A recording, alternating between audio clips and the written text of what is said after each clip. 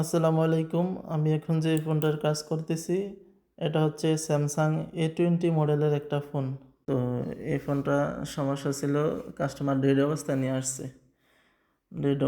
আসছে। রাতে ফোন চার্জে লাগায় ঘুমাই গেছে, সকালে ঘুম থেকে উঠে দেখে ফোন অফে আছে। পরে দেখলাম ফোনটা শর্ট হয়ে গেছে, আর আইডেন্টিফাই করতে গিয়ে পাইলাম যে নেটওয়ার্ক আইসি শর্ট। তো যে আইসিটা চেঞ্জ করলাম এটা হচ্ছে নেটওয়ার্কের 4G আইসি।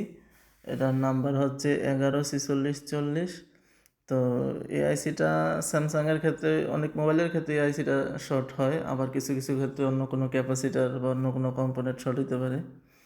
তো এই সমস্যাটা অনেকেরই হয়, অনেকের কাছ থেকেই শুনি রাতে বা দিনে চার্জ দিয়ে রাখছে, পরে ফোন ডেড হয়ে গেছে, আর অন হয় না। ঠিক আছে, তো এই সমস্যাগুলো বিশেষ করে ওভার ভোল্টেজ ঢোকার কারণে হয়। যখন বিদ্যুতের ভোল্টেজ আপ ডাউন করে তখন চার্জার থেকে ওভার একটা ভোল্টেজ যায় ফোনের মধ্যে, এই কারণে এই সমস্যাগুলো হয়। তো আমার ফোনে নেটওয়ার্ক এসি সমস্যা হয়েছিল, তো নেটওয়ার্ক এসিটা চেঞ্জ করে দিলাম, ফোন ওপেন হয়ে গেল, আর সাথে 4G চলে আসলো। এটা 4G আইসি ছিল। এখন ফোনের সমস্যার সমাধান। ধন্যবাদ।